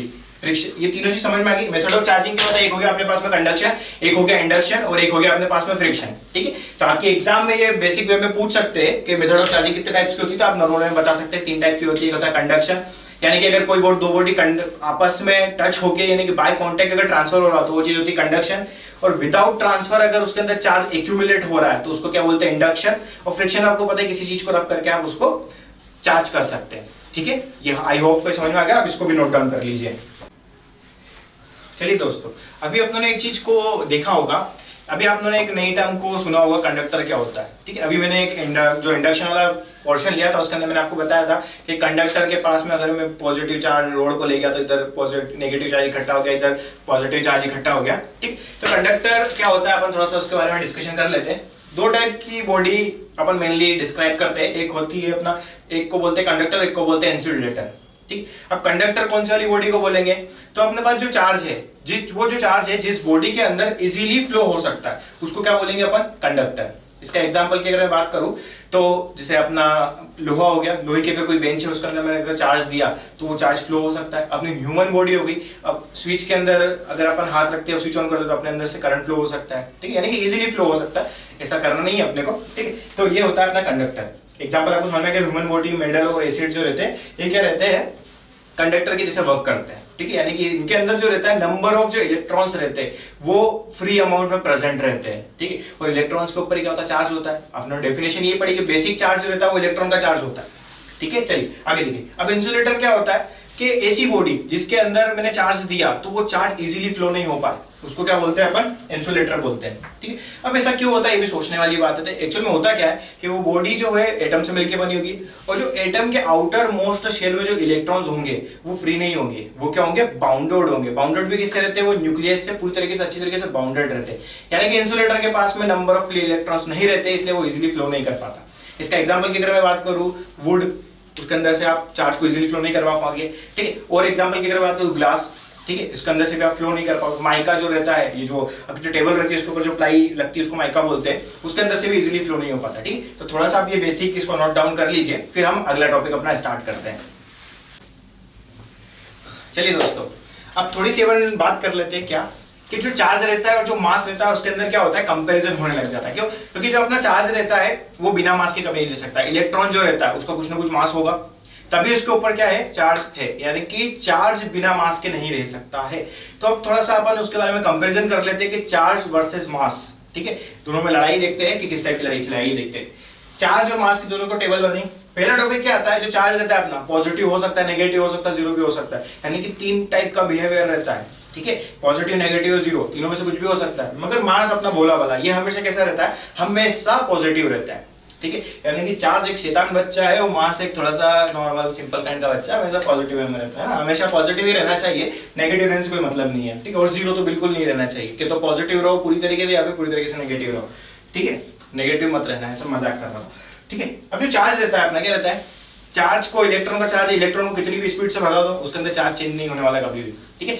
तो जो चार्ज रहता है, ये जिस बॉडी के ऊपर चार्ज है उसकी स्पीड से वो चेंज नहीं होता है, ठीक है। यानी कि चार्ज रहता है does not depend upon the speed of a body. मगर मास की अगर मैं बात करूं तो मास जो रहता है स्पीड ऑफ बॉडी के ऊपर डिपेंडेंट रहता है, ठीक है। थ्योरी ऑफ रिलेटिविटी बोल की थी, m is equal to m naught upon √1 minus v square upon c square, जहां m क्या है कि मास कितना रहेगा जब वो अच्छी तरीके से चलेगी, ये ओरिजिनल मास है अपना, 1 minus B square speed of body है और सी स्क्वायर क्या स्पीड ऑफ लाइट है। यानी कि इस फॉर्मूले के थ्रू कैलकुलेट करने पर वैल्यूज को पुट करेंगे तो जो मास निकल के आएगा उस पर्टिकुलर स्पीड के ऊपर, वो चलती हुई बॉडी का वो मास रहेगा। और वो ये जो मास रहता है डिफरेंट रहता है m नॉट से, यानी कि ओरिजिनल मास से, ठीक है। चलिए फिर क्या रहता है, जो चार्ज रहते हैं कैसे होते हैं, अट्रैक्टिव भी हो सकता है, रिपल्सिव भी हो सकता है। मगर जो पॉजिटिव रहता है ये कैसा रहता है, हमेशा अट्रैक्टिव रहता है, ठीक है। इसको एक अच्छे एग्जांपल से अपन समझते हैं। जो चार्ज रहता है क्या, अगर वो अट्रैक्टिव नेचर का, यानी कि नेगेटिव पॉजिटिव, जब वो पॉजिटिव है नेगेटिव है तो अट्रैक्शन भी कर सकता है, रिपल्शन भी कर सकता है। यानी कि कुछ जो अच्छे लोग होते हैं या अच्छे या फिर बुरे, यानी कि दोनों तरह का जो बिहेवियर रहता है वो कुछ लोगों को अच्छे लगते हैं और कुछ लोग उनसे दूर भागते हैं, यार ये कभी ऐसा पॉजिटिव बिहेव करता है, कभी नेगेटिव बिहेव करता है, ऐसा।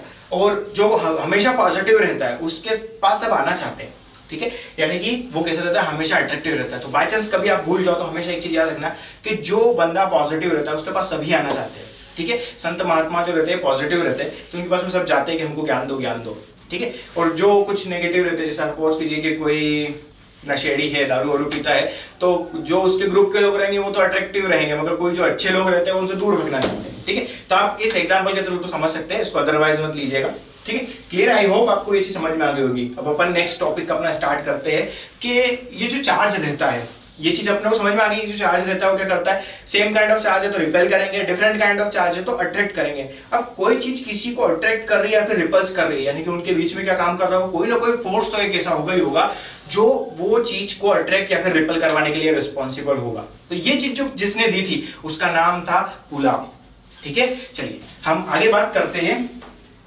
फोर्सेस से रिलेटेड। तो यहाँ पर अपना जो पहला लॉ आता है कूलॉम्स लॉ आता है इलेक्ट्रिकल फोर्स से रिलेटेड, ठीक है। चलिए तो अपन बात करते हैं किसकी, Coulomb's law of electrical force, ठीक है। चलिए अपना टॉपिक स्टार्ट करते हैं अपन। Just a second, where is my pen, here I got it. चलो, Coulomb law of electric force, आपको दिख रहा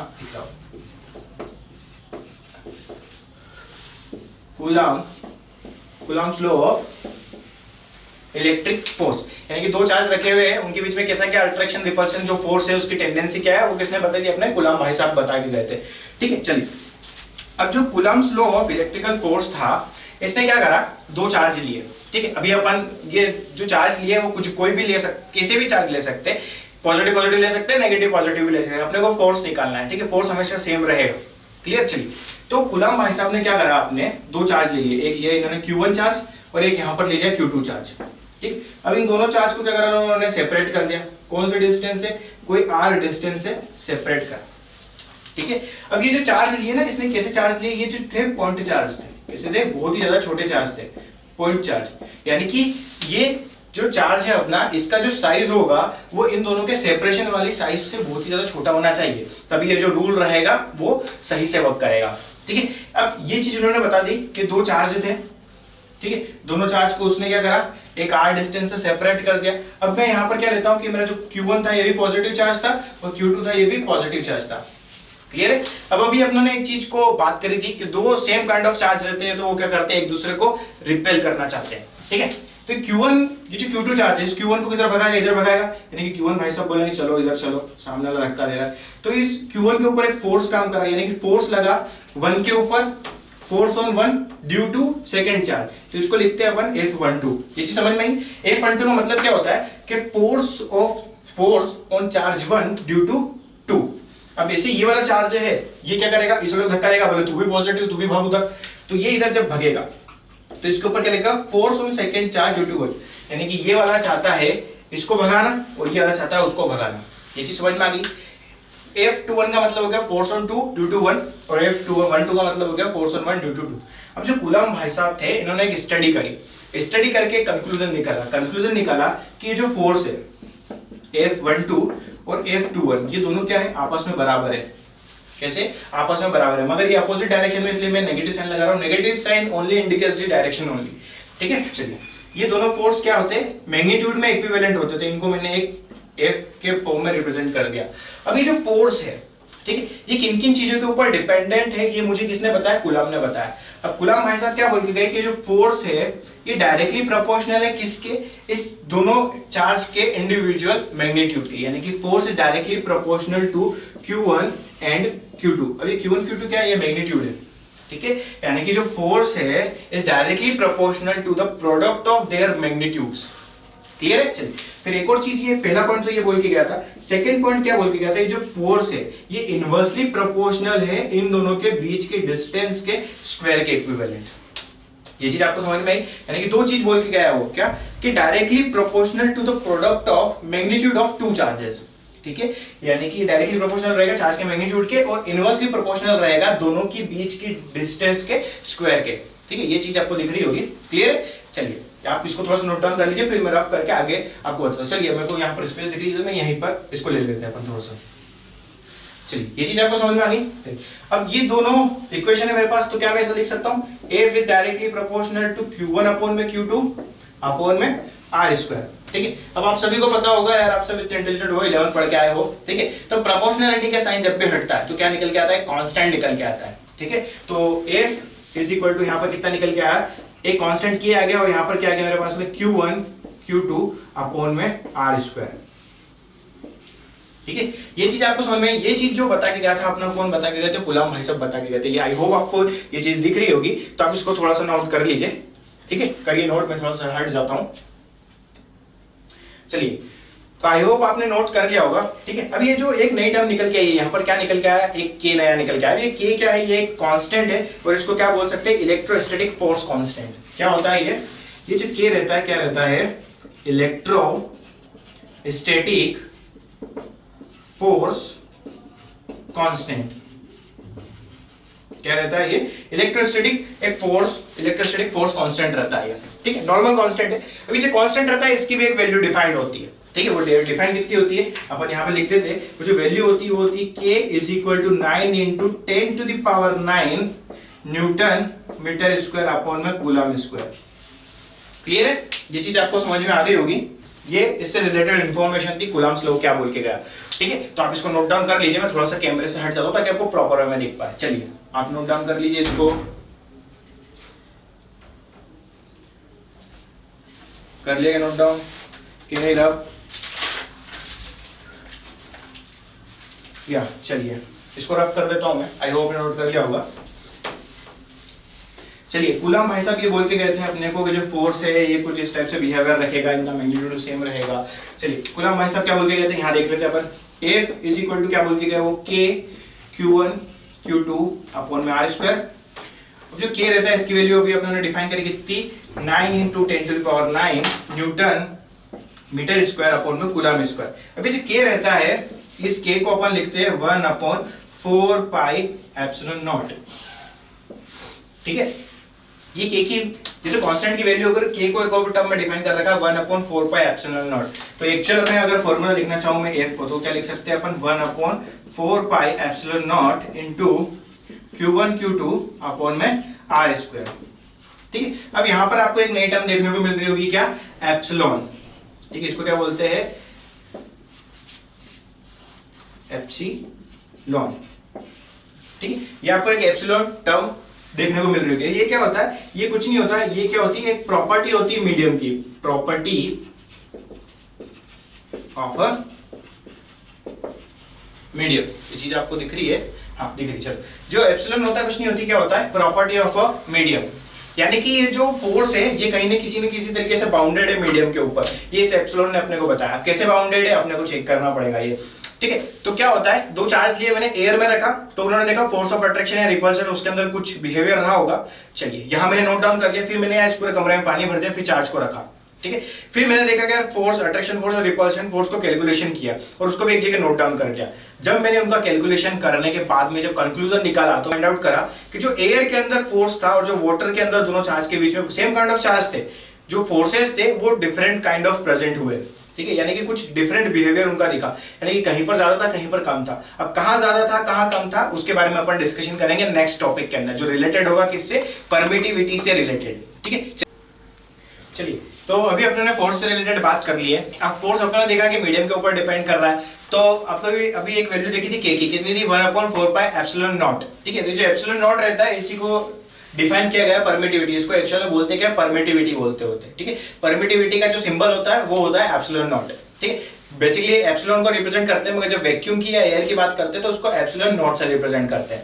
ठीक है, चलिए, तो परमिटिविटी होती क्या है, परमिटिविटी कुछ नहीं होती है, प्रॉपर्टी होती है किसकी, मीडियम की, जो ये डिटरमाइन करती है कि जिस मीडियम के अंदर, उस मीडियम के अंदर जो टू चार्जेस रखे हुए हैं उनके अंदर कितना फोर्स रहेगा और किस अमाउंट का फोर्स रहेगा। ठीक है, तो बाय डेफिनेशन अपन बोल सकते हैं property of a medium that determine the force between two charges present in that medium. यानी कि उस मीडियम में प्रेजेंट चार्ज के ऊपर उस पर्टिकुलर मीडियम के अंदर कितना फोर्स ऑफ अट्रैक्शन या रिपल्शन रहेगा वो कौन डिसाइड कर पाता है, प्रॉपर वे में, परमिटिविटी। ठीक है, अब जो परमिटिविटी होती है सबसे पहले अपन डिफाइन करते हैं वैक्यूम या एयर के लिए। तो जो वैक्यूम और एयर के लिए परमिटिविटी रहती है वो कितनी रहती है, इसको एप्सिलॉन नॉट से रिप्रेजेंट करते हैं, ये रहती है 8.85 × 10⁻⁻12 कूलम स्क्वायर अपॉन में न्यूटन मीटर का स्क्वायर। ठीक है, ये चीज आपको समझ में आई है। ठीक है, अब एक और चीज होती है कि ये तो होगी एयर की परमिटिविटी, एक और होता है परमिटिविटी ऑफ मीडियम। कोई भी मीडियम हो सकता है XYZ। ठीक है, ये जो परमिटिविटी अपने निकाली है, परमिटिविटी ऑफ एयर, ये जो रहती है मिनिमम वैल्यू रहती है किसकी, परमिटिविटी की। ठीक है, इसको अपने डिफाइन कर दिया है, it is the minimum value of permittivity. यानी कि परमिटिविटी की सबसे छोटी वैल्यू क्या होती है, परमिटिविटी ऑफ एयर, यानी कि 8.85 × 10⁻⁻19 कूलम स्क्वायर अपॉन में न्यूटन मीटर स्क्वायर। अब ये जो परमिटिविटी ऑफ मीडियम होती है, परमिटिविटी ऑफ मीडियम, ये हमेशा क्या रहेगी, ग्रेटर रहेगी किससे, परमिटिविटी ऑफ एयर से, यानी परमिटिविटी ऑफ वैक्यूम से। तो ये पॉइंट हमेशा अपने को ध्यान में रखना होगा। ठीक, कुछ और परमिटिविटी के लिए मैं रेस्पेक्ट में यहाँ लिख देता हूँ। जैसे अगर मैं बात करूँ परमिटिविटी ऑफ वाटर की, अगर मैं बात करते हैं अपन, ठीक है, 7 पॉइंट समथिंग कुछ रहती है। यहाँ एक और बात करते हैं अपन किसकी, परमिटिविटी ऑफ ग्लास की बात कर लेते हैं, 3 पॉइंट के रेस्पेक्ट में कुछ रहती है, एग्जैक्ट वैल्यू अपन देख लेते हैं कितनी रहती है। ये रहती है अपनी 3.01 × 10⁻11 कूलम स्क्वायर अपॉन में न्यूटन मीटर स्क्वायर। ठीक है, और ये वाली जो वैल्यू रहती है आपकी रहती है 7.124 × 10⁻10 और ये -11। ठीक है, कूलम स्क्वायर अपॉन में न्यूटन मीटर स्क्वायर। तो आपको ये थोड़ा सा नॉलेज रखना पड़ेगा आपको परमिटिविटी से रिलेटेड। ठीक है, परमिटिविटी समझ में आ गई होगी, कुछ नहीं है, बहुत ही ज्यादा बेसिक कॉन्सेप्ट है, इसमें इतना कंफ्यूजन वाली बात नहीं है। कोई मीडियम है उसके अंदर चार्ज रखे हुए, तो चार्ज के अंदर फोर्स का जो बिहेवियर रहेगा, कम रहेगा ज्यादा रहेगा, वो काय के ऊपर डिपेंड करता है, मीडियम के ऊपर। और ये कौन बताता है अपने को, परमिटिविटी। ठीक है, आपको एयर की हमेशा याद रखनी पड़ेगी। ठीक है, एयर की कितनी होती है, 8.85 × 10⁻⁻12 कूलम स्क्वायर अपॉन में न्यूटन मीटर का स्क्वायर। ठीक है, अब एक्चुअल में होता क्या है कि एयर की भी परमिटिविटी होगी, ग्लास की भी होगी, वाटर की भी होगी, कोई टेबल होगा उसके अंदर चार्ज मैंने कैसे फंसा के रख दिए तो उसकी कुछ परमिटिविटी, और दुनिया में लाखों सामान है, इतनी कितनी परमिटिविटी याद रखोगे, ठीक है। अब इस कॉन्सेप्ट को सॉल्व करने के लिए एक और नई टर्म लेके आए, क्या लेके अपन, रिलेटिव परमिटिविटी, ठीक है, ताकि अपना जो कॉन्सेप्ट है वो जल्दी से और ज्यादा चीजें याद नहीं रखना पड़े अपने को, इसलिए अपन क्या लेके गए, रिलेटिव परमिटिविटी का कॉन्सेप्ट, ठीक है। तो अगली हेडिंग आप सब डाल लीजिए रिलेटिव परमिटिविटी, ठीक है, आई होप आपने नोट कर लिया होगा ये चीज, ठीक है। अगला जो कॉन्सेप्ट अपना क्या है, रिलेटिव परमिटिविटी, इसको अपन डाइलेक्ट्रिक कांस्टेंट भी बोलते हैं, ठीक। तो यहां पर ले लेते हैं क्या, रिलेटिव परमिटिविटी,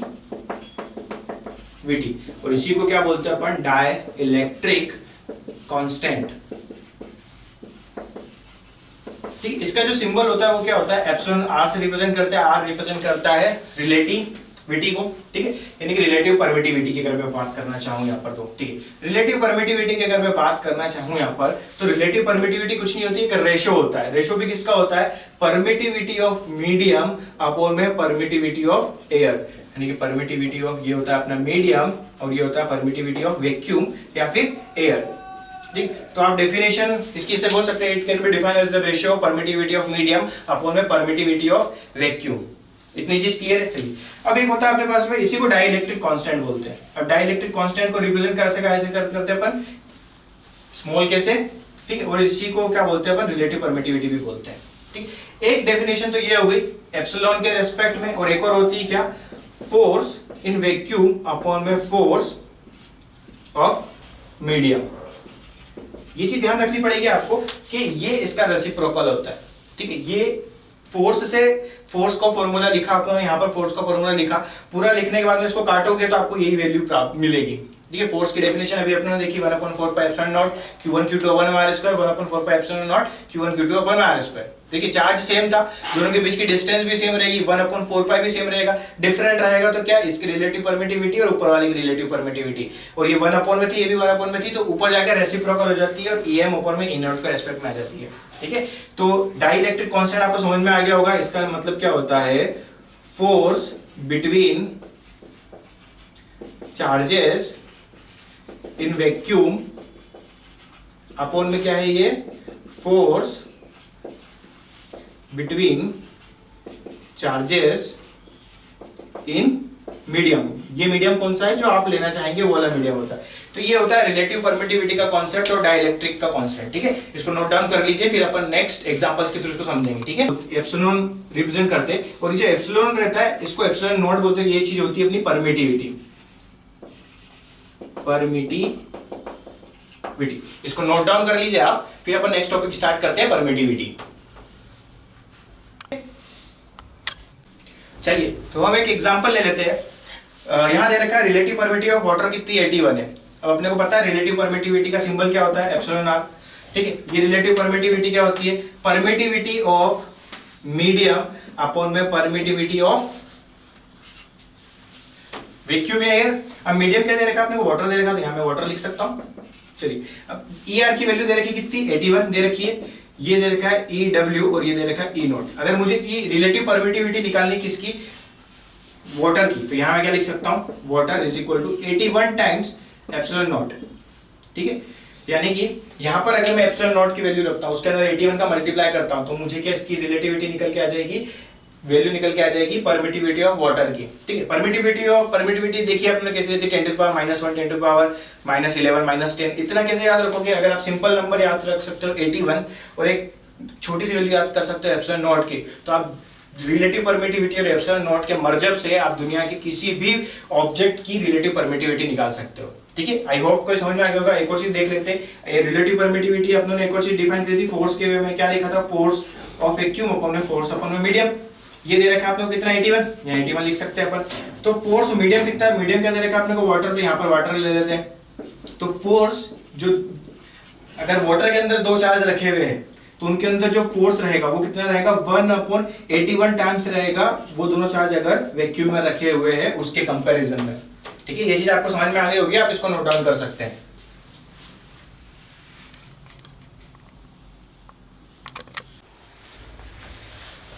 चलिए दोस्तों आगे बात करते हैं अपन क्या, प्रिंसिपल ऑफ सुपरपोजिशन। देखिए अभी तक अपनों ने फोर्स से रिगार्डिंग बात कर ली है अपनों ने, ठीक है। अब फोर्स से बात कर ली है, उसके अंदर जितने कॉन्सेप्ट है सारे बात कर लिए अपनों ने। अब आता है principle of superposition. Principle of superposition मैंने यहाँ डेफिनेशन लिख रखी है, आप एक बार इसको ध्यान से पढ़ लीजिए, फिर अपन इसके बारे में बात करते हैं कि किस टाइप से ये वर्क करता है, ठीक है। देखिए क्या होता है कि if there are 3 or more than 3 charges are interacting, ठीक है, यानी सपोज कीजिए मेरे पास ये बोर्ड है, इसके ऊपर 3 या 4 5 6 बहुत सारे चार्ज रखे, 3 या फिर 3 से ज्यादा चार्ज रखे हुए, ठीक है, आर इंटरएक्टिंग, यानी कि एक दूसरे से कुछ सेपरेटेड है और एक दूसरे के ऊपर कंटिन्यूअसली फोर्स लगा रहे होंगे। अभी अपने देखा था कि 2 चार्ज अगर सेपरेटेड रहते तो फोर्स लगाते, अब यहाँ तो 2 से 3 से और 3 से ज्यादा चार्ज रखे हुए, तो एक दूसरे के ऊपर क्या कर रहे होंगे, फोर्स एक्सर्ट कर रहे होंगे। तो यहाँ क्या लिखा हुआ है, are interacting with each other, then the total force on any one of the charge is the vector sum of all the forces exerted on it due to all other charges, ठीक। ये definition बोलती है, अगर simple way में देखते हैं अपन, 3 charger रखे हुए, 3 चार्ज रखे हुए, तीनों एक दूसरे को क्या कर रहे हैं, रिपल या फिर अट्रैक्ट कर रहे होंगे, ठीक है। तो तीनों चार्ज में से कोई एक चार्ज मैंने पकड़ा, इस चार्ज के ऊपर जो रिमेनिंग 2 चार्ज है उसकी वजह से कितना फोर्स एक्सर्ट कर रहा होगा मुझे अगर ये निकालना है, तो कुछ नहीं करेंगे, इसके ऊपर जो टोटल फोर्स लग रहा होगा उसका वेक्टर सम निकाल लेंगे और वो जो आंसर देगा वही क्या हो जाएगा, उस पर्टिकुलर बॉडी के ऊपर फोर्स की वैल्यू निकल के आ जाएगा। बहुत ही ज्यादा सिंपल है ये, ठीक है, ये चीज समझ में आ गई। अब एक चीज वो नोट डाउन करना पड़ेगा कि the force between 2 charges is not affected by other charges, यानी कि 3 चार्ज थे, 2 चार्ज के बीच में जितना फोर्स लग रहा था वो तीसरे चार्ज के आने की वजह से चेंज नहीं होगा। तीसरा चार्ज अपना खुद का इंपैक्ट डालेगा, जो पहले वाला डाल रहा था तो डाल ही रहा था, ये वाला जो चार्ज है वो उतना ही डालेगा।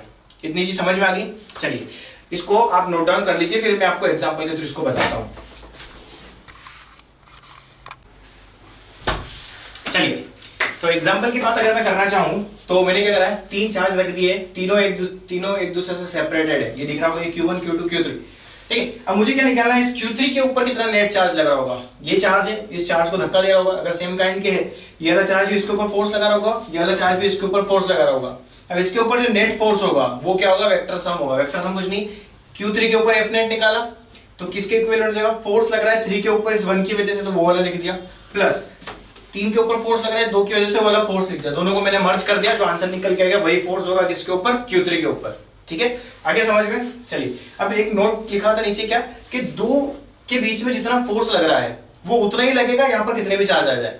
सपोज कीजिए Q1 और Q3 के बीच में फोर्स लग रहा है 10 न्यूटन का, तो मैंने Q2 चार्ज लाया यहाँ पर, तो 10 न्यूटन का इफेक्ट नहीं करने वाला, ठीक है। यानी कि Q1 इसके ऊपर Q3 के ऊपर 10 न्यूटन का लगा रहा है, तो Q3 इसके ऊपर अभी भी 10 का लग रहा है, 10 का ही रिटर्न करेगा, भले इस Q3 के ऊपर 50 न्यूटन का लग रहा हो, ठीक है, क्योंकि इस Q3 के ऊपर Q2 भी लगा रहा है, Q1 भी लगा रहा है, ठीक है। तो Q1 जो लगा रहा है 10 न्यूटन का लगा रहा है, Q3 भी इसके ऊपर कितना लगाएगा, 10 न्यूटन के लगाएगा, यानी कि इन दोनों चार्जेस के बीच में जितना फोर्स रहेगा वो कितने भी चार्जेस आ जाए वो इफेक्ट नहीं होने वाला। जैसे Q2 की बात करो, Q3 की बात करो, Q2 के ऊपर अगर 5 न्यूटन का लगा रहा है तो Q2 भी कितना का लगाएगा, 5 न्यूटन का लगाएगा, यहाँ पर वो कितने भी चार्जेस ला के रख दो, ठीक है। ये चीज आपको समझ में आ गई। चलिए इसको आप नोट डाउन कर लीजिए, फिर अपन नेक्स्ट एग्जांपल की बात करते हैं। चलिए दोस्तों बात करते हैं अपन का की क्वेश्चन लेते हैं, जिससे आपको अंडरस्टैंडिंग में आ जाएगा कि क्या था प्रिंसिपल ऑफ सुपरपोजिशन। कुछ नहीं, एक मैंने ट्राइंगल लिया, ट्राइंगल के हर एक कोने पे मैंने प्लस Q चार्ज रख दिया, सेम अमाउंट का चार्ज है, ठीक है। और मेरे को पता है इक्विलेटरल ट्राइंगल जो होता है उसके अंदर जो एंगल बनता है कितना बनता है, 60 डिग्री 60 डिग्री और 60 डिग्री, ठीक है। इक्विलेटरल ट्राइंगल जो साइड कितनी ए दे रखी है उसकी, अब मुझे निकालना है कि जो C है, यानी कि C पॉइंट के ऊपर नेट फोर्स निकालना है। क्या निकालना है कि जो C चार्ज है इसके ऊपर टोटल नेट फोर्स कितना होगा वो निकालना है। तो क्या करेंगे, सबसे पहले देखेंगे ये Q है, ये एक लाइन में, ठीक है। तो ये क्या करेगा, इसको इधर धक्का देगा, किस इधर धक्का देना चाहेगा, इस सीधी लाइन में धक्का देना चाहेगा, और ये क्या लगाएगा, एक फोर्स लगाएगा, force on C due to A। अब ये B है, ये C है, तो ये किधर धक्का लगाएगा, इधर की तरफ धक्का लगाएगा, है ना। एक चीज ध्यान रखिएगा, जो फोर्स रहता है वो सेम लाइन में रहता है, ये दोनों जिस डिस्टेंस से सेपरेटेड है उसी की डायरेक्शन में फोर्स लगाएगा। ये ऐसे तिरछा थे तो तिरछा फोर्स लगाया, इधर था इधर फोर्स लगाया, ठीक है। अब ये 60 डिग्री है तो ये वाला एंगल भी कितना होगा, 60 डिग्री होगा, आपको पता ही है, ठीक है। चलिए अब यहाँ पर जो फोर्स लग रहा है वो कैसा लग रहा है, फोर्स एक वेक्टर क्वांटिटी है, force on C due to B, ठीक है। अब अपने जो डेफिनेशन बोलती है क्या बोलती है कि जो F नेट होगा क्या होगा, वेक्टर सम होगा किसका, इन दोनों फोर्सेस का। अब इन दोनों फोर्सेस की अगर मैं बात करूं, इनका वेक्टर सम निकालूं तो इसका रिजल्टेंट कुछ ऐसा बीच में आएगा, कहां आएगा नहीं पता, मगर अपने पता है कि इसका रिजल्टेंट आएगा वो कुछ ऐसा आएगा। वेक्टर आपने 11th में पढ़ाई है, ठीक है। तो इसको सॉल्व करते हैं। अगर मैं बात करूं F नेट की, तो F नेट क्या है अपना रिजल्टेंट है। रिजल्टेंट निकालने का फॉर्मूला क्या होता है, अंडर रूट में f1 का स्क्वायर प्लस f2 का square plus 2f1 f2 cos theta. Clear है?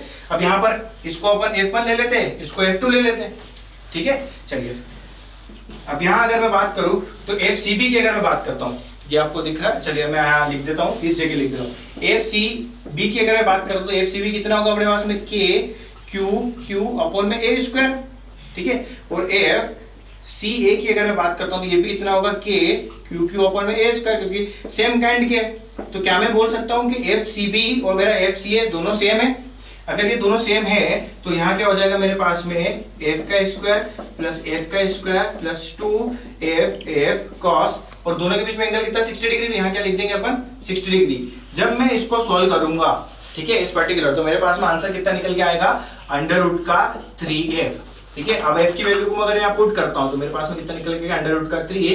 f की जगह मैं क्या लिख सकता हूं k q अपॉन में a स्क्वायर। तो ये जो चीज निकल के आई, ये क्या निकल के आया, f नेट निकल के आया किसके ऊपर, c चार्ज के ऊपर। ये आपको समझ में आया? ठीक है। तो इस टाइप से आप बहुत सारे क्वेश्चंस को सॉल्व कर सकते हो। तो ये अपना एक बेसिक क्वेश्चन था। अगर आपके कुछ डाउट्स हो तो आप डायरेक्ट मैसेज कर सकते हैं, और आपसे अगर आपके कुछ रिगार्डिंग क्वेश्चन है तो आप भी डायरेक्ट क्वेश्चन दे सकते हो। बाकी अपन कोशिश करेंगे कि ज्यादा से ज्यादा मैक्सिमम क्वेश्चन अपन सोल्व कर सके, ताकि आप सीबीएसई पैटर्न या एमपी बोर्ड के पैटर्न का ऐसे भी हो तो आपको जो एग्जाम में क्वेश्चंस आते हैं वो आप इजीली सोल्व कर सको। क्योंकि एज कंपेयर टू थ्योरी अगर आप न्यूमेरिकल सोल्व करते हो तो आपका टाइम भी कम लगता है और आपका आंसर भी जल्दी आने की प्रोबेबिलिटी रहती है। तो thank you so much guys, I hope आपको ये लेक्चर पसंद आया होगा। नेक्स्ट लेक्चर में आप बात करेंगे इलेक्ट्रिक फील्ड और इससे रिलेटेड, ठीक है। चलिए, थैंक यू सो मच।